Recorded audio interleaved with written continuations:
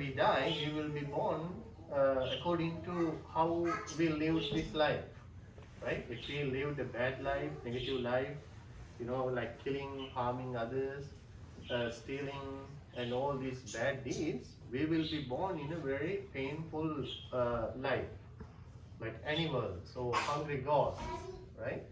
This is the basic teachings of the Buddha.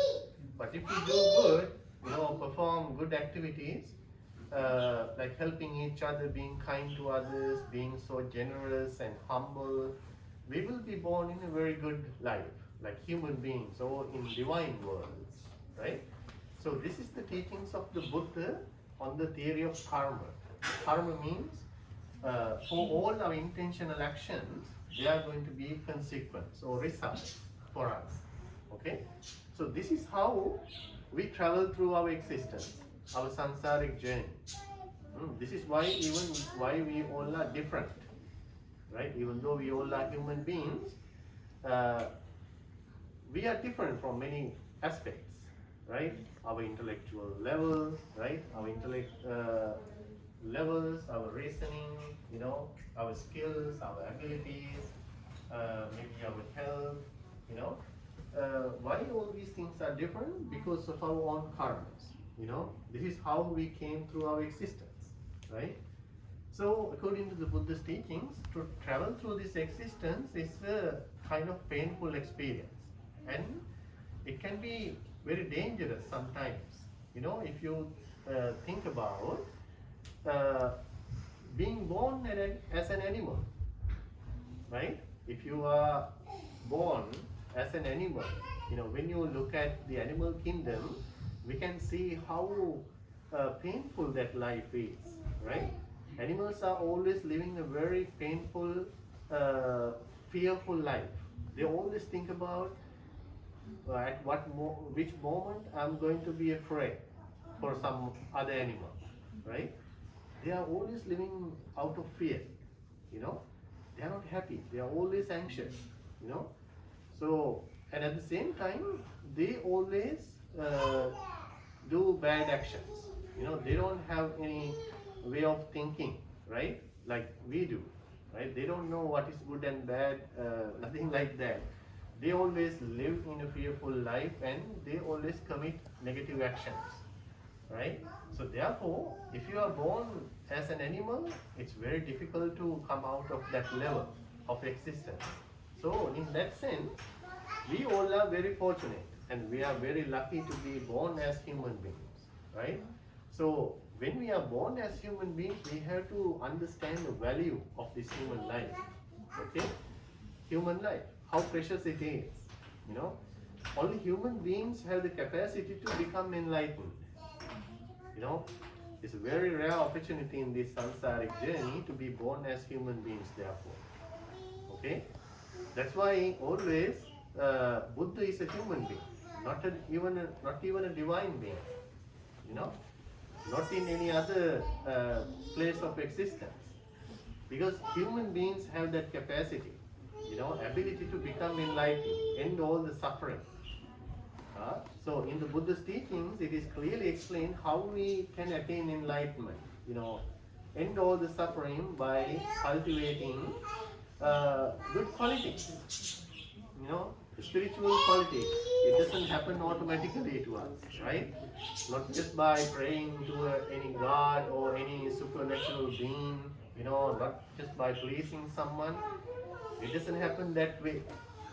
The Buddha's enlightenment that we learn in the Dhamma, it's all about our conscious transformation, we call. We have to change ourselves in the right direction, by cultivating good deeds, good actions. Okay? Therefore, it is a kind of taking our own responsibility for our enlightenment. To become a good person, it's our own responsibility. Your mother or father cannot do that for you unless you walk through that path. It's very essential to understand, to take that responsibility. Being a good person is a direct responsibility for you. Your mom and dad, monks, the teachings of the Buddha or the Ambedkar even, they all can show you the way, show you the path, right? walking through the path is your own responsibility, right? To be a good person, to be a good kid, always to avoid the bad, negative actions, negative, bad, evil karmas, is it has to be our own responsibility. If you really love yourself, you should always avoid the bad, what is harmful to you. And at the same time, you have to do the good. You have to engage yourself in all positive actions which are good for you. And the good actions, good karmas are not only good for you, they are always good for others as well, right? They are good for all beings. So these are the qualities actually we have to cultivate in our life in order to become a Bodhisattva. As I mentioned earlier, to become enlightened, to become a Buddha or an Arahant, it takes a lot of effort. It takes a lot of sacrifice. We have to dedicate our effort in order to do these good actions. Okay, and doing good actions and avoiding bad itself is not going to do the job. Another important part, we have to cultivate our mind, purify our mind. That is also a very important part of this journey, this practice. Okay, so when we become aware of these things, when we learn the Dhamma, the teachings of the Buddha in this way, we all are going to become the Bodhisattvas, because we all are going towards liberation or enlightenment, we call Nirvana. The person who is going to be an enlightened person is called the Bodhisattva. So these are the qualities you see in Dr. Ambedkar, right? The Bodhisattvas are very unique actually. The Bodhisattva becomes a special person because the Bodhisattvas are always thinking about others. In the world, normal society, most of the time people think about themselves, only about themselves, right?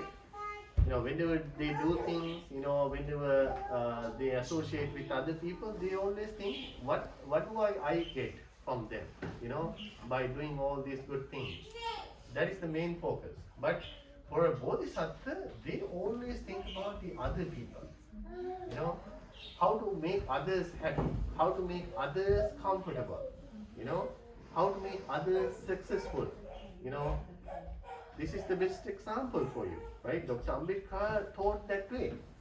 He would have just become a Buddhist and follow the teachings, and he could have practiced just to himself. But he didn't do it that way, right? How he thought was he wanted to give that blessing to everybody. Many people, thousands of people. In the first place, he saw the value of the teachings of the Buddha, how universal it is, right? How universal, how valuable, how precious the teachings of the Buddha, right?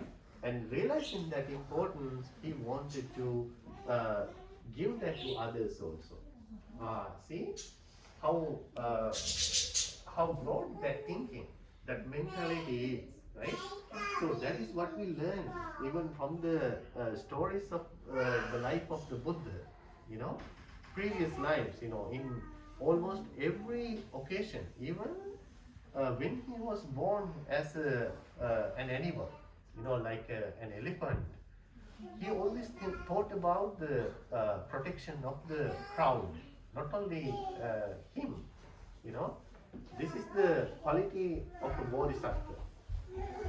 The Bodhisattvas are always protecting his growth, and going beyond that, Bodhisattvas are always thinking about the universal goodness, without being limited to one person, one group, So in that sense, we cannot think about just Buddhists, right? So this is a very negative thing that sometimes, when people start believing in something, like Christian people, some people want the whole world to be Christian. Islam people sometimes think, the entire world should be Islam, right? So sometimes some Buddhists also can think that way, Whenever they follow something, they want everybody else to be following the same thing. It doesn't happen that way. It doesn't have to be that way either, you know. Because what you appreciate, what you learn, what you enjoy cannot be the same for the other person, others, right? So we have to appreciate what others practice as well, you know, what others enjoy and appreciate in their life, you know. So therefore, don't try to make the whole world Buddhist or Islam or whatever it is. Let it transform yourself, your family, you know, your immediate friends. You know, if you see it's valuable for you, if it is beneficial for you, enjoy that for yourself and give it to others around you. Don't think about converting the entire society or the world according to that. It's not going to work. It doesn't happen that way. You know, we can see because of that how much tension, how much anxiety, you know, how many negativities are found in the society today, in the world. People are killing each other, harming each other, disturbing each other because of that need. You know, it's been so crazy. It's not the right thing. Buddha never wanted the whole world to be Buddhist or anything like that. Buddha wasn't even a Buddhist. Did you know that? He was not a Buddhist. He was an enlightened person, right? He went beyond all these differences, you know, categories, you know. We always trying to be in a category, you know. We always interest in categorizing, you know. We always want to be in a certain category. That really creates that tension, you know. Whenever you think someone is not in your category, or you take that person as a threat to you. Do you see that? It's really bad. So therefore we all want to come out of our boxes, our petty differences or limitations. This is the mentality of a bodhisattva. Going beyond all these limitations and become very broad, or ultimately become very universal. You know, you don't see any differences there. You feel the same love for everybody, even for little insects, animals, these trees and everything, you know, appreciating the fact that everybody has to support each other. Without nature we cannot survive, right? So these are very essential teachings of the Buddha.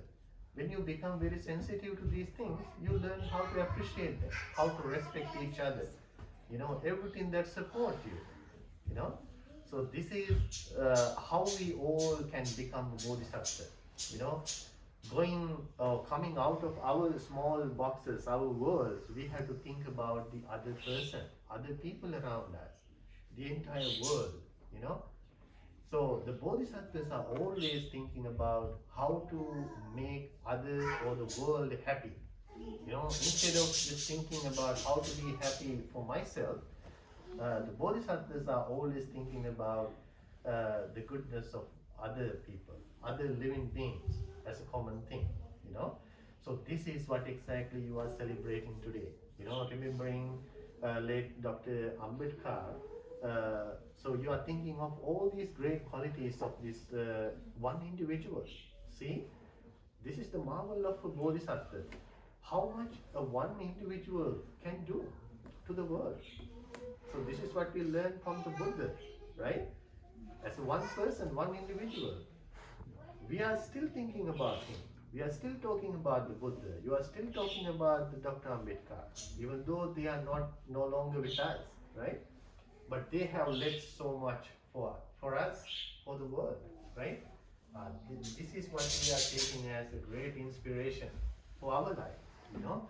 It gives us a lesson how we should live our life very peacefully, and successfully at the same time. We all are spiritual beings in that way, you know. That potential, that ability is always there within us, you know. It doesn't take any money, you know. To be a good person, it doesn't cost anything. Only thing is that your intention, you know, how much you value and appreciate that, right? So, taking this opportunity to value Dr. Ambedkar, this great service, we all have to be very determined that we are also following his guidance, you know, keeping the Buddha as our great inspiration. His teaching to become very successful in every aspect of our life. Okay, so with these grateful thoughts, now we can share the merits. Okay, now you all came to temple with all these good thoughts, good intentions. You all observed 5 precepts, and we practiced meditation. And now you listen to the Dhamma. So you cultivated the Dhamma in so many different ways. So now your hearts and minds are very rich with these positive thoughts, meritorious thoughts we call. So let's transfer all these good thoughts to Dr. Ambedkar.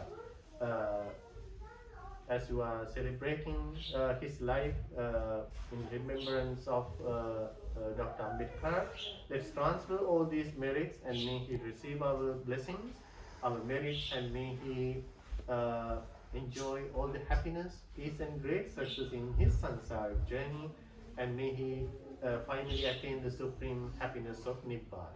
Okay? So with these thoughts, repeating the Gatha, this is special stanza, we can transfer the merits. Okay? Idam me nyati nang hotu. Idam me nati na hotu. Sukita huntu nyatayo. Idam me nyati nang hotu. Sukita huntu nyatayo. Idam me nyati nang hotu. Sukita huntu nyatayo.